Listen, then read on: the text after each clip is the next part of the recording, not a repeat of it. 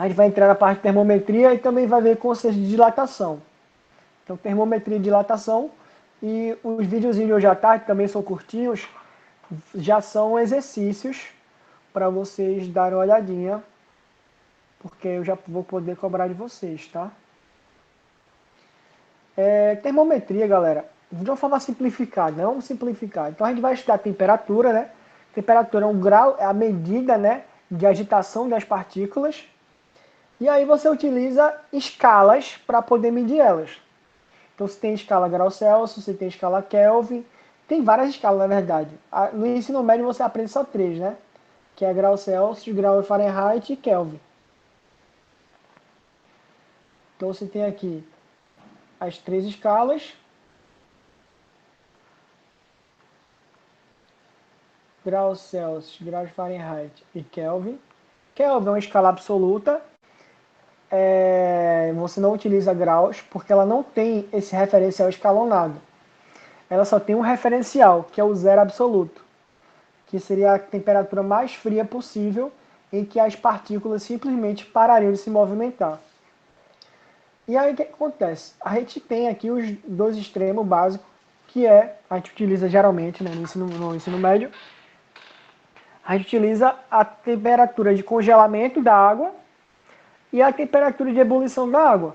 Então são os nossos dois referenciais que a gente geralmente usa para montar essa escala e fazer a proporção. Você tem aqui uma medida qualquer.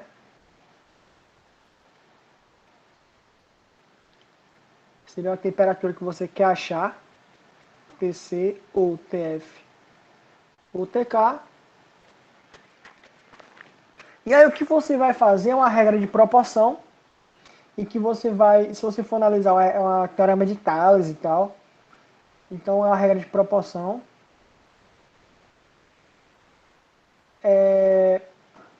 Que vai ser basicamente o seguinte, vai ser esse pedaço menor dividido pelo pedaço maior. Então você vai fazer isso para os três. Ok? E aí você tem aqui alguns referenciais interessantes, né? Porque a temperatura de congelamento da água, a pressão de 1 atm, que é as condições normais, é 0 graus Celsius, e a de ebulição é 100. Em Fahrenheit, é 32 graus Fahrenheit, aqui é 212. Aí o caso de Kelvin é especial, porque aqui seria menos 273,15. Mas aqui no ensino médio a gente usa só sem a vírgula, sem as casas decimais. Então aqui é menos 273. E aqui vai ser menos... É 200, né? 200.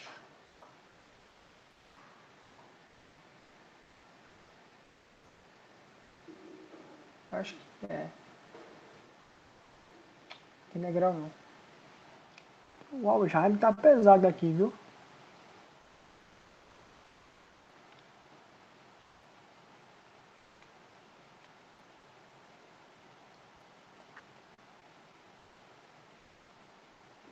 É isso mesmo, é menos 273. Ok.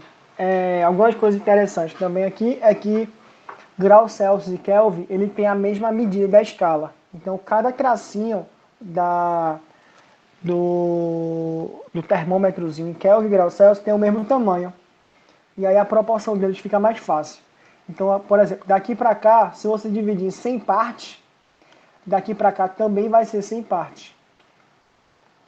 Diferente de graus Fahrenheit, que aqui não é a mesma proporção.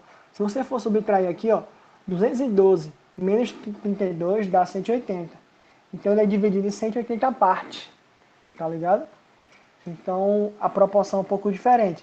Mas aí se você fizer essa regrinha do menor dividido pelo maior, que na verdade é um teorema de Thales aí escondido, que eu não vou fazer agora, aí você vai ter a equação que é a que interessa a vocês,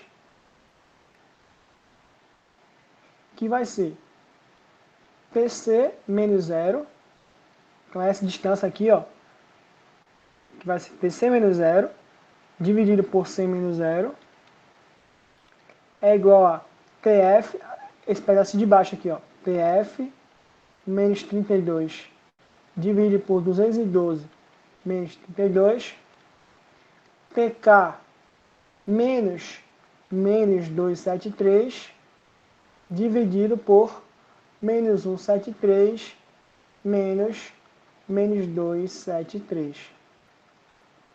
Simplificando, aí tem gente que já decora isso, talvez seja interessante. Até porque esse assunto, ele é aplicação de fórmula, né?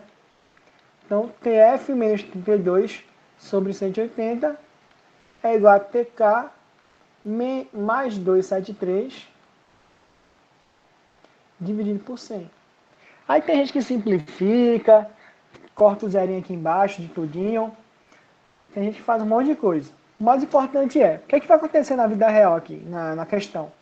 Ele vai pedir para transformar de uma escala para outra, e aí você vai, dessas três equações, você vai escolher duas. Por exemplo, transformar grau Celsius para Fahrenheit. Aí você usaria...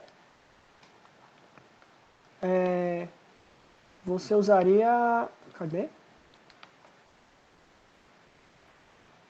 Por exemplo, essa igualdade aqui.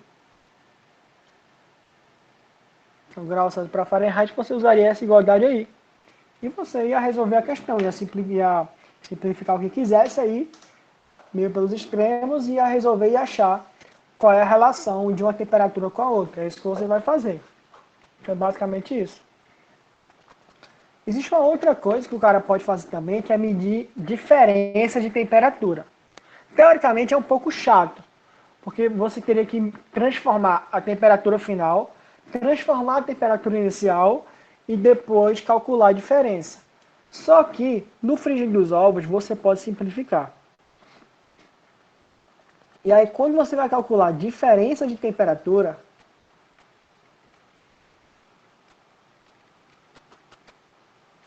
eu não vou demonstrar porque eu não tenho tempo.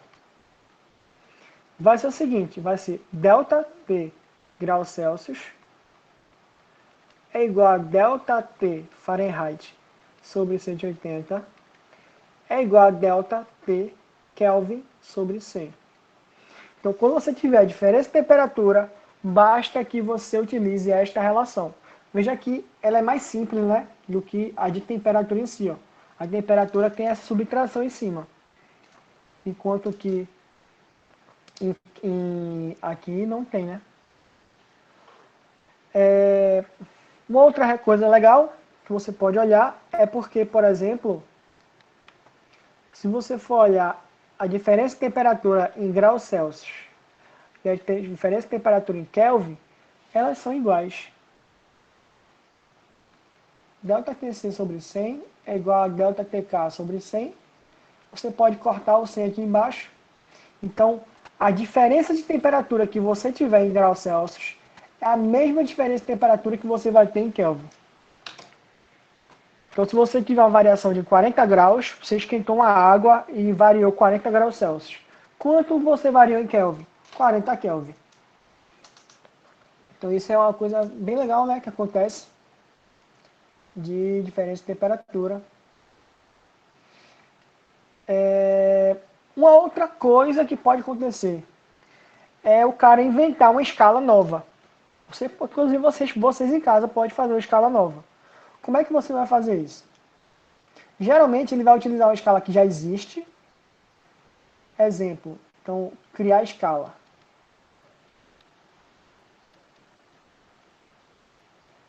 Aqui eu tenho graus Celsius, eu tenho aqui 100 graus Celsius, e aqui eu tenho 0. E aqui eu tenho a minha temperatura TC. E aqui eu vou criar a escala Ângelo. A minha escala Ângelo. Graus Ângelo. Aí como é que o cara faz? Ele vai pegar um padrão, né? Vai criar aqui dois referenciais. Eu posso dizer aqui que esse aqui é o meu referencial menos 40. E aqui é o meu referencial mais 80. O que eu utilizei? Qual foi as considerações que eu tomei para fazer isso? Não interessa. Aí, aqui no meio vai ser a minha variável, né? Que é a minha temperatura em graus Ângelo. E aí, como é que você faz para relacionar e tentar resolver isso aí?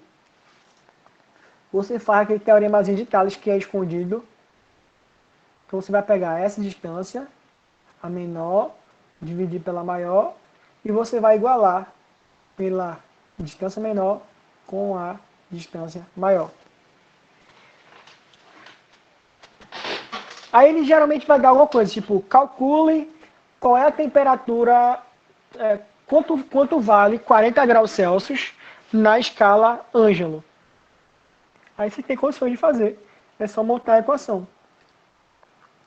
Então você montando a equação aqui, ó, vai ser esse pedaço de baixo, que vai ser TC menos 0, dividido pelo pedaço de cima, que é C menos 0. Do lado direito vai ser TA menos 40, né? Menos 40, dividido por 80, menos 40.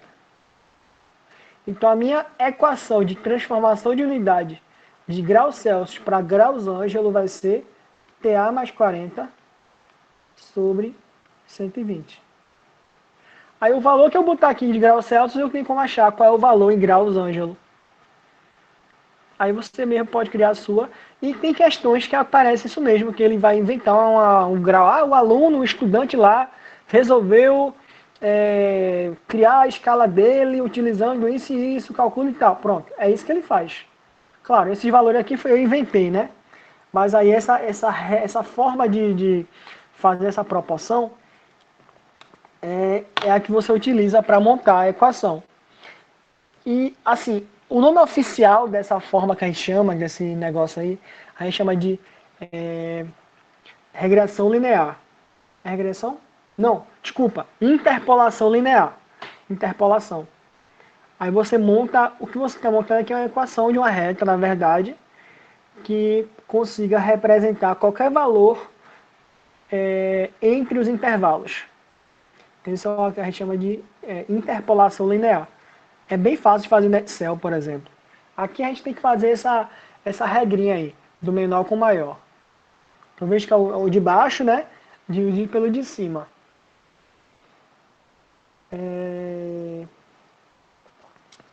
Aqui, isso aqui é uma besteirada, né? É basicamente você jogar os valores de temperatura e achar e calcular, calcular a temperatura na outra escala. Ou temperatura, ou diferença de temperatura, ou uma escala diferente. É basicamente isso. Só isso mesmo. Aí tem umas questões lá para vocês, resolvidas já no videozinho de hoje. São videozinhos curtinhos, tá?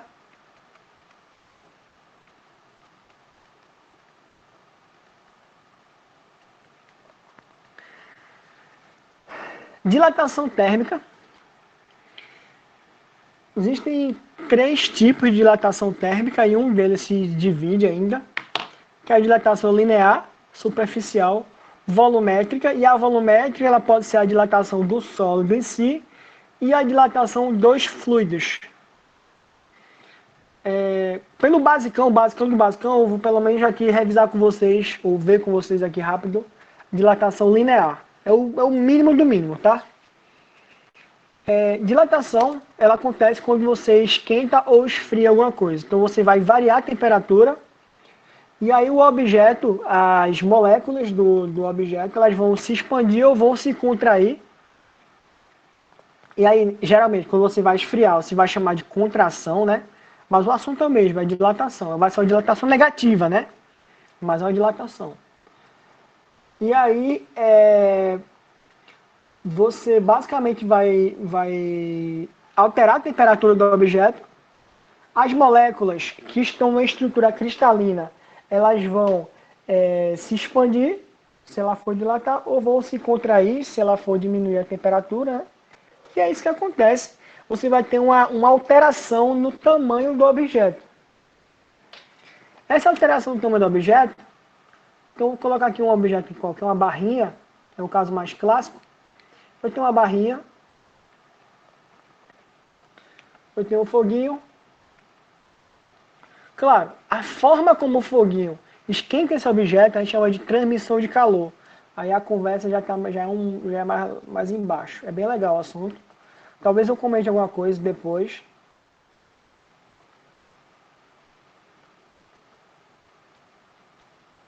Mas para você pegar valendo esse assunto só no ensino superior, que é bem legal, mas dá trabalho. Então tem uma barrinha com comprimento L e você esquentou a barrinha. O que, é que vai acontecer com a barrinha? Ela vai expandir.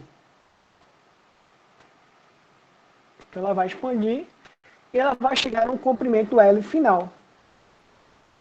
Inclusive eu vou chamar esse cara aqui de comprimento L inicial e o outro comprimento eu vou chamar de L final, depois que você esquentou o objeto.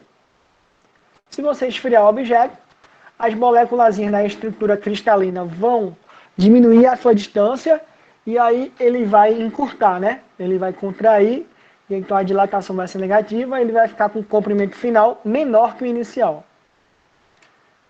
E esse pacotinho aqui, esse aumento, a gente chama de ΔL, que é a dilatação mesmo que aconteceu. A equação que a gente utiliza são basicamente duas que surgem daí. A primeira equação é essa aqui, ó. A dilatação, ela vai ser o comprimento inicial vezes alguma coisa, vezes a diferença de temperatura que você colocar. Então, quanto maior a diferença de temperatura, maior vai ser essa dilatação. Elas são diretamente proporcionais. Quanto maior uma, maior é a outra. O carinha que junta essas duas variáveis para a dilatação linear é o nosso alfa. Então essa dilatação aqui ela é linear. Por que ela é linear? Porque ela acontece basicamente em linha. Isso acontece na vida real? Acontece. A gente utiliza a dilatação linear, inclusive na engenharia, quando um objeto ele tem uma das dimensões muito maior que a outra. Por exemplo, trilho de trem. O trilho de trem ele é bem extenso. Então, se você pegar o comprimento dele e relacionar com a largura, que a gente chama a bitola do trilho, você vê que a proporção é muito grande entre o comprimento e a bitola, e as dimensões da bitola. E aí, o que acontece é que é mais importante você calcular a dilatação do comprimento do que a dilatação de outras partes do nosso objeto. Então, por isso que se precisa calcular a dilatação do trilho do trem, a dilatação daquelas placas de concreto que tem na BR, por exemplo. Então, por isso que é preciso calcular. Dilatação de concreto na rua, né? Como é que diz? Na calçada. A dilatação de azulejos. Depois vocês pesquisam na internet. É, azulejo, junta, dilatação, problema. Aí vocês vão ver que o pessoal que não respeita a dilatação, o que acontece com o azulejo? Eles começam a explodir. Quando bate o sol valendo naquele local, eles começam a se tocar e a se comprimir até explodir. Começa a explodir o chão do cara, da casa, começa a explodir. Então essa dilatação é muito importante, a dilatação linear.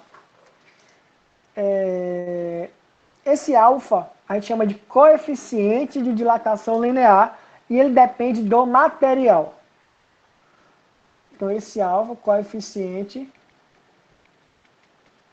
de dilatação linear. Qual é a unidade desse rapaz? A unidade dele que ele der na questão vai dizer quais são as suas variáveis. Mas no sistema internacional, a unidade dele vai ser grau Celsius menos 1. É isso?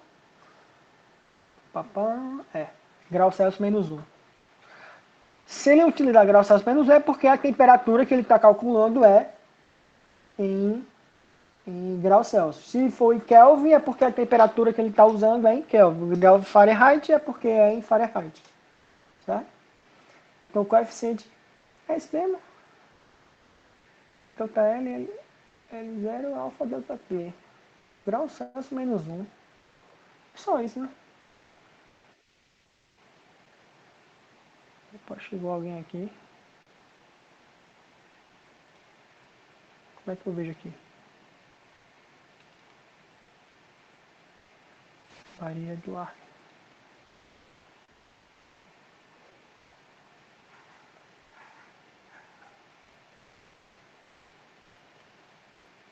Pam, pam.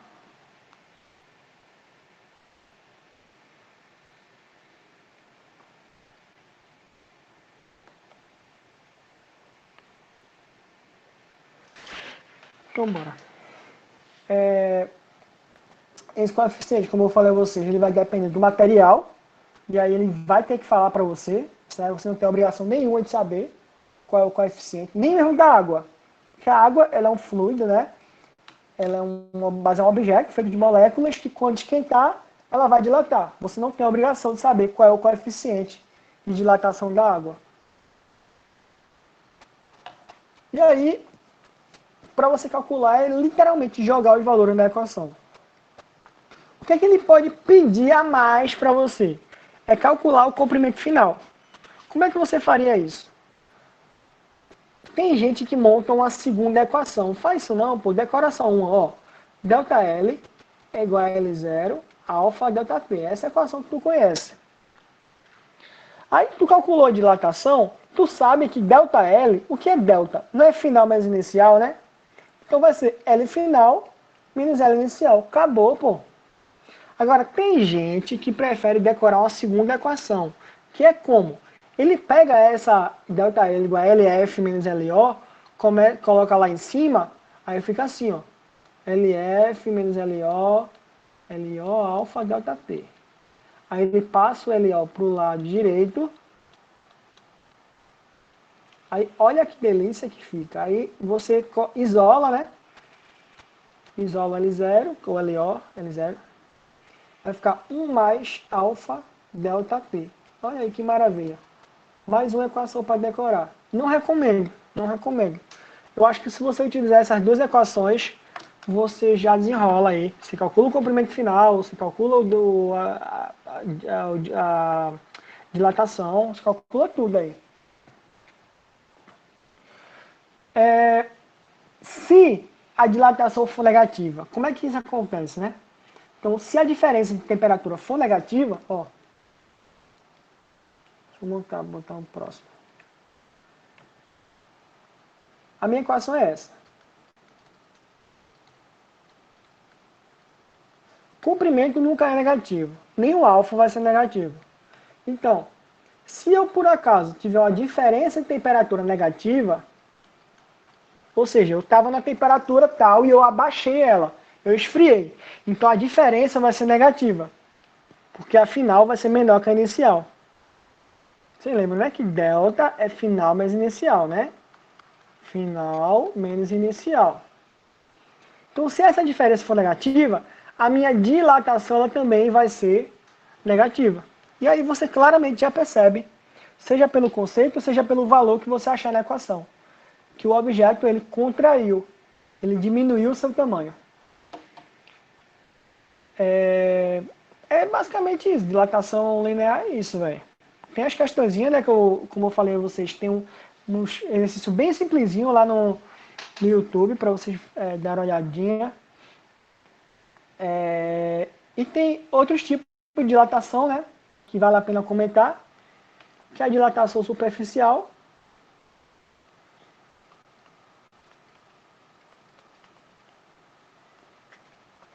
Superficial você vai usar a área agora.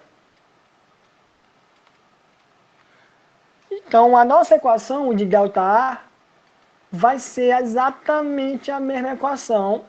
Vai ser A0, alguma coisa, vezes ΔT.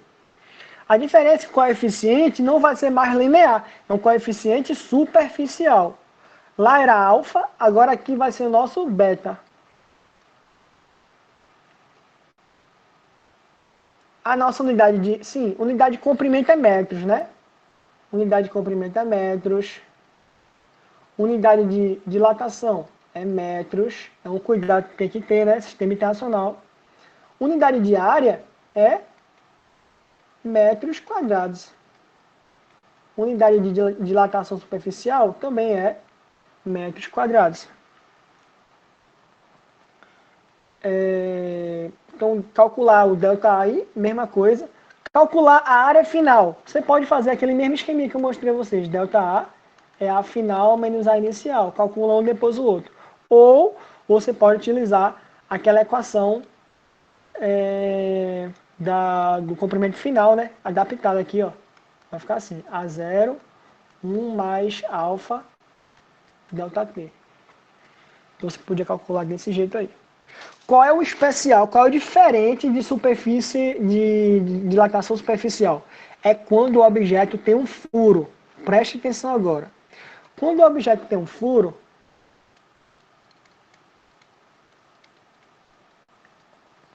o furo vai dilatar com ele. Então, por exemplo, esse objeto aqui tem um furo. Ele é feito aqui ó, de um material. E aí eu tenho a área inicial do meu objeto, sem o furo, tá? A área inicial, sei lá, do retângulo aí qualquer. E eu tenho a área do furo aqui, a área do furo inicial. O que vai acontecer? Quando você dilatar ele, quando você esquentar, né? Coloca um foguinho aqui.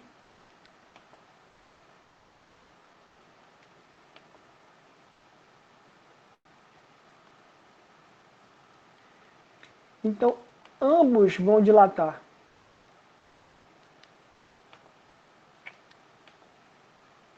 Aí como é que você vai fazer isso? Então vai ficar um maiorzão. Ele era menor, né?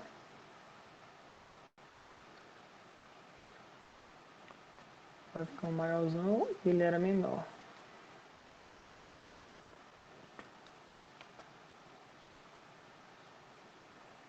Ele usa outra cor, né? Esse cara, o maior e o maior, eu vou colocar outra cor.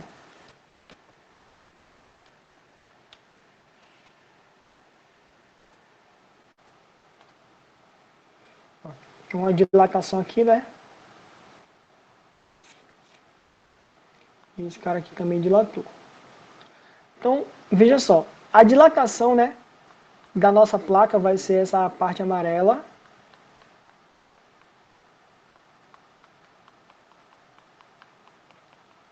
E a dilatação do nosso furo vai ser a outra parte amarela lá dentro.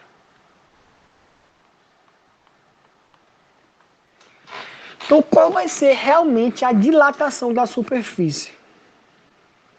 Aí você vai fazer o seguinte. Você vai calcular as duas dilatações e vai subtrair. Somente isso.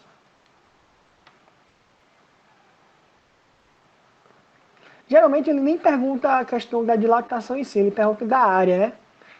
Da área final, que mais tanto faz, é a mesma coisa. Então, a dilatação, você vai calcula o ΔA normal, calcula o ΔA do furo, como se fosse um outro objeto. Calcula o ΔA do furo, inclusive com o mesmo coeficiente. Com o mesmo coeficiente beta lá do objeto. E depois você calcula a diferença. Calcula a diferença entre eles. O total, né? Que vai ser a do objeto total menos a do furo. É só isso. Mesma coisa com comprimento. Desculpa, é a mesma coisa a área final, né? Então qual vai ser a área final? A área final vai ser a área final da placa menos a área final do furo. Porque o furo também vai dilatar. Então você vai considerar como se fossem dois objetos feitos do mesmo material. Mas no final você vai ter que subtrair eles. É só isso. Esse é o tchan. Inclusive isso é muito importante porque vamos dizer que você colocou um recipiente de vidro, você tem um recipiente de azeitona e você não consegue abrir ele. O que você pode fazer? Você pode jogar água quente na tampa dele. O que vai acontecer? O objeto vai dilatar. O vidro vai dilatar e a tampa também vai dilatar. A tampa, quando dilatar, vai dilatar tanto a parte de cima, se você pensar a tampa de azeitona, a tampa de azeitona tem esse formato.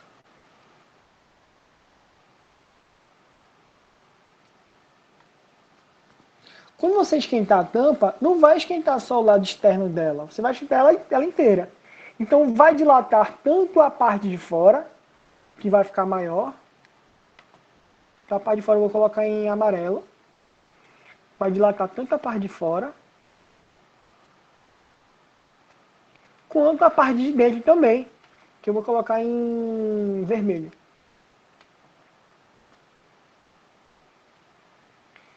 Então a parte de dentro também vai dilatar aqui, ó. Nossa, ficou horrível. Então a parte de dentro também vai dilatar. Claro, o próprio recipiente de vidro vai dilatar, só que o coeficiente de dilatação do metal é bem maior que a do vidro. Então o metal dilata muito mais. Dessa forma, a tampa vai ficar mais folgada. Aí você consegue abrir a tampa mais fácil. Então o furo também dilata junto com o objeto. Vai dilatar como se fosse feito do próprio objeto. Beleza? Esse coeficiente aqui também você não tem a obrigação de saber. Para finalizar, tem a dilatação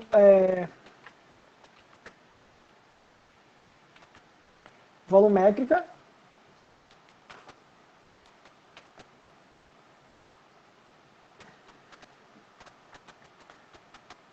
Dilatação volumétrica.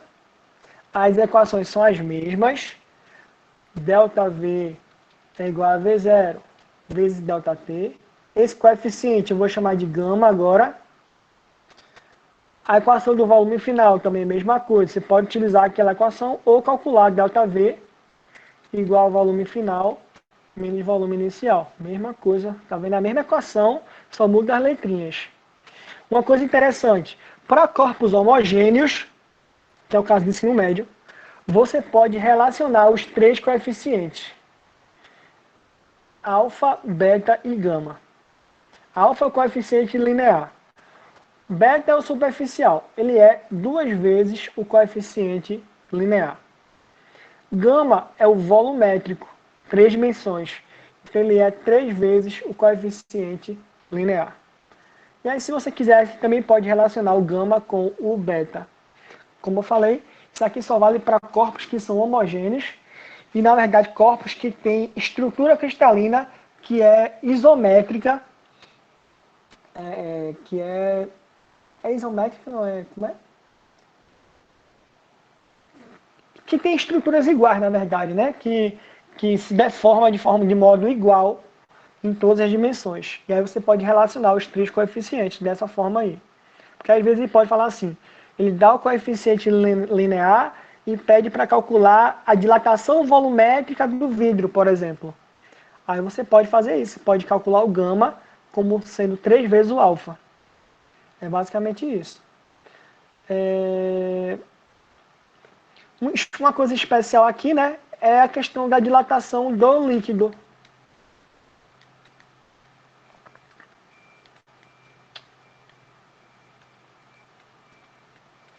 Dilatação de líquido. As equações são as mesmas dos sólidos, são as mesmas dos sólidos. Só que tem uma questão, né? Quando você vai calcular a dilatação do líquido, o líquido ele precisa estar dentro de um recipiente. Então, quando você esquenta o líquido, você também esquenta o recipiente. Então, o que vai acontecer é que o que você vai ver dilatando o líquido, na verdade, não foi o que ele dilatou, não foi somente aquilo que ele dilatou. Aí vem a questão da dilatação real e a dilatação aparente. A dilatação aparente do líquido vai ser a dilatação real menos a dilatação do recipiente. Como assim? É como eu falei, vai esquentar os dois, né? Vai esquentar o líquido e vai esquentar o recipiente. Imagina que eu tenho um recipiente aqui, que ele está cheinho até a boca. Ele está cheinho até a boca.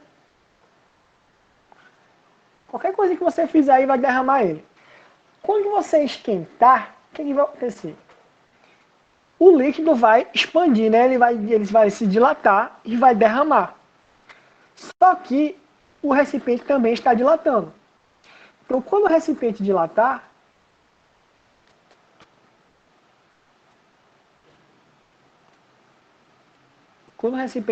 aqui, ó, o líquido vai caber nesse volume, né, que foi dilatado. Só que o líquido vai dilatar mais do que o recipiente, geralmente. E aí ele vai derramar.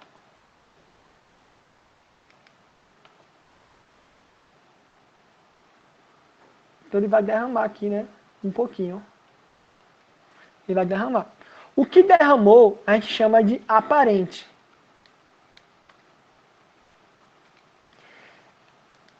O volume que o fluido ocupou, né, por causa do aumento do recipiente, essa região aqui, ó, é a nossa dilatação do recipiente. E a dilatação que aconteceu de verdade vai ser a soma dos dois, né? Vai ser o que você vê, o aparente, o que derramou, mais a dilatação do recipiente, que fez o fluido caber mais no recipiente antes de derramar. Então, a única coisa diferentona aí do dilatação de líquido é essa, é que você vai ter que levar em conta a dilatação do líquido, mas também do recipiente. Se você quiser avacalhar, você tem, por exemplo, você vai medir o tamanho de um objeto com uma régua de metal, por exemplo. Se você medir um objeto quente com a régua de metal, o que vai acontecer? A régua de metal vai esquentar e aí ela vai dilatar. Se ela dilatar, a, a distância entre os grauzinhos da régua vão aumentar também, tá ligado? E aí o que vai acontecer é que você não vai medir exatamente o tamanho correto do objeto. Aí já é um papo assim um pouquinho mais aprofundado, né? Mas basicamente isso que aconteceu aí. Então você teve a dilatação do fluido, mas em compensação também teve a do recipiente. E aí a dilatação aparente, a que você olha, a que você vê, vai ser a diferença do real menos a do recipiente. Então é só isso. Dê uma olhadinha nas questõezinhas hoje, tá, galera? Lá é vídeo curtinho, juro, juro, juro. Vídeo curtinho, pô. Aí você dá uma sacadinha lá.